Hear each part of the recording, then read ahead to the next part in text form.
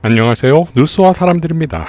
룰라 대통령이 이재명 대통령과 포옹하는 장면은 매우 감동적이었는데 이보다 더 감탄스러운 장면이 나왔습니다. 이재명 대통령은 두 소년공이 대통령이 되어 만났습니다. 상처를 가졌지만 흉터가 아니고 노동에서 삶의 지혜를 얻었고 역경을 겪었으나 국민이 구해주셨습니다. 그래서 우리는 형제입니다. 형제 룰라 대통령에게 이 영상을 선물합니다. 라며 AI로 만든 영상을 올립니다.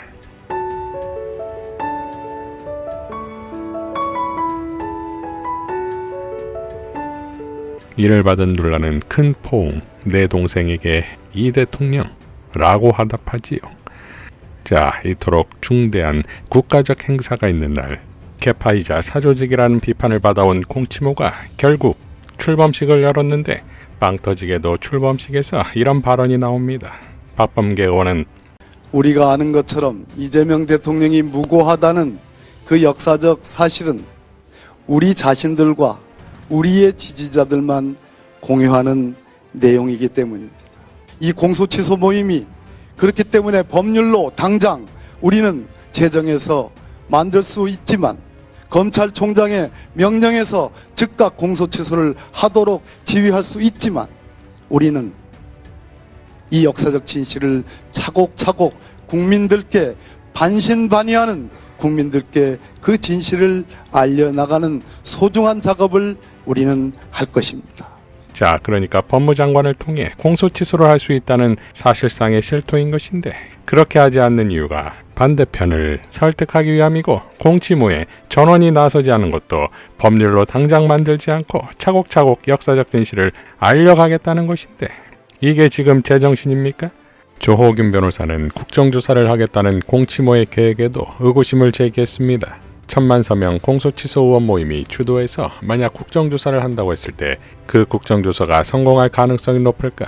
실패할 가능성이 높을까? 난 후자라고 본다. 증인으로 출석한 검사나 수사관들이 현재 재판이 진행 중인 사안이라 답변 시 공정한 재판에 지장을 줄 수 있다는 논리로 답변을 거부하면 아마 국회도 깨갱할 수밖에 없을 것에 500원 건다. 대표적인 실패 사례가 12구 이태원 참사 국정조사 아닌가? 그건 윤석열 정권 하여서 한계가 있었다고? 국정조사는 아니지만 법사위가 주도한 관봉권 띠지 분실 사건 청문회에서도 검사, 검찰 수사관들 불러서 조사했지만 별 소득 없지 않았나? 최경영 기자는 국정조사에 찬성한다고 하지만 나로서는 그냥 입법을 하라고 말하고 싶다. 어떤 입법하냐고? 손가락 아파서 더 이상 반복하지 않겠다. 홍사훈 쇼에 출연한 최강욱 변호사는 다음과 같이 발언했습니다. 의원들이 모여가지고 저렇게 수많은 100명이 넘는 사람들이 뭔가 국민들을 상대로 호소하겠다라고 돌 때는 정부가 전혀 움직이지 않고 입법권으로서 해결할 수 없는 문제가 있을 때 근데 이거를 가지고 대통령의 공소 취소를 촉구하는 서명을 받아서 검찰을 압박하겠다. 검찰을 지금 제대로 없애고 어떻게 정리하는 법을 만들어야 되느냐도 마무리를 못 지은 상황에서 이거를 하겠다라고 하는 거는 그러면 공소 취소 모임이 뭔가 결과물을 내도록 압박할 대상은 나중에 만들어야 될 공소청 아니에요.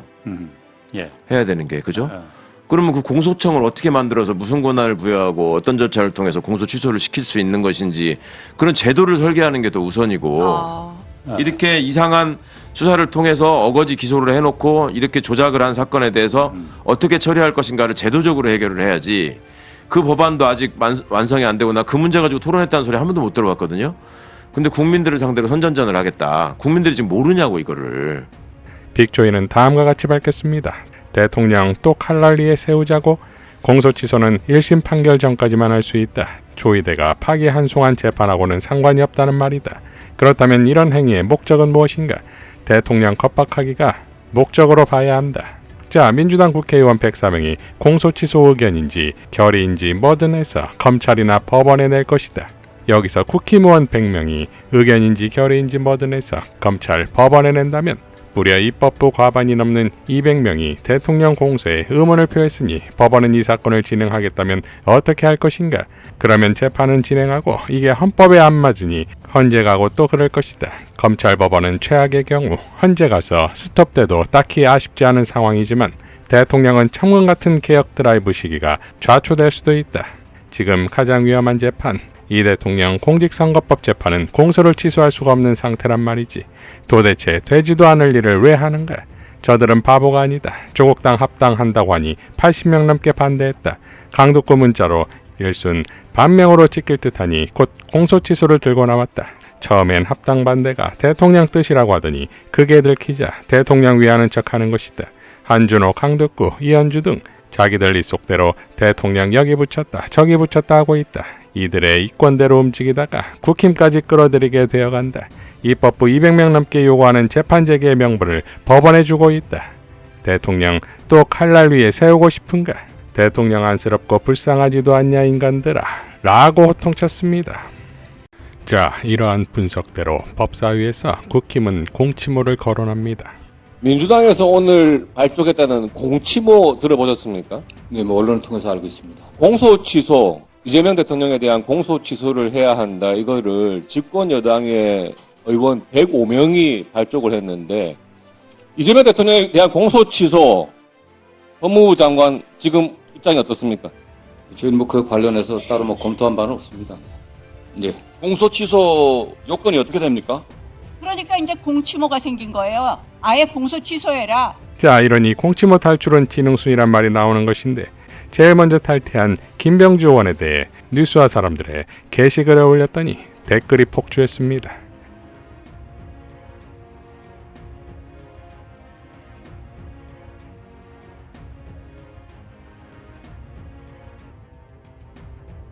자, 이것이 당원의 뜻이 아니겠습니까? 매부쇼에 출연한 이현주의 여러 태명 중 이런 발언이 나옵니다. 저는 보수 진영에 있었잖아요. 맞습니다. 네. 보수 진영에 있었기 때문에 이승만과 박정희에 대해서 높게 평가하는 것을 뭐라고 할 수는 없는 게 그 당시에 보면. 네, 알겠습니다. 보수 진영에 있을 때예요. 그러니까 그때 당시에 제가 국민의힘에 보수 진영에 있던 사람이었기 네네. 때문에 그건 좀 감안해서 생각해 네. 주셔야지. 그때는 제가 그쪽 진영에 있었기 때문에 어떻게 보면 이쪽 진영의 사람들이 어떻게 생각할까 하는 생각은 솔직히 전혀 하지 않았어요. 사실은 저는 진정 그 의식이 막 뚜렷하진 않아요. 솔직히 말씀드려서. 이어 코너가 끝나고 다음 코너에서 등장한 신장식 의원은 이렇게 발언했지요. 진영별로 사실이 달리 있는 게 아니다라는 말씀을 드리고 싶어요. 진영별로 사실을 달리 보는 사람을 뭐라고 하느냐? 기회주의자라고 하는 겁니다. 그 다시 돌아오게 생겼네. 왜 자, 갑시다. 자, 이러면 또 발 놓고 또 드려야 돼. 그럼 나는 또요. 뭐 아니, 복잡해져요. 이어 다음 코너에 등장한 박진영 교수도 이렇게 발언합니다. 무슨 말씀을 많이 하시던데 지금 앉으시면서. 아닙니다. 아닙니까? 네, 역사, 네. 뭐 역사. 상대적 접근도 하지만 상대적 접근에도 보편성이 있어야 되는 겁니다. 네.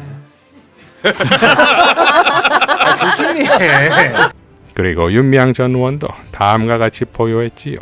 해명하려고 나온 모양인데 더욱더 본질을 드러낸 것 같다. 정치가가 어디에 서 있느냐에 따라 역사관이 해딱해딱 변질되는 것이 얼마나 무서운 건데 결국은 자신을 정당화하는데 김대중 대통령님, 이재명 대통령님의 통합정치를 팔고 있네.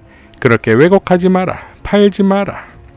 자, 시대에 흔들리지 않는 올곧은 민주당원의 집단지상이 가동될 것입니다. 과거 윤석열 탄핵 집회에서의 최민희 의원 영상으로 통쾌하게 마무리하겠습니다.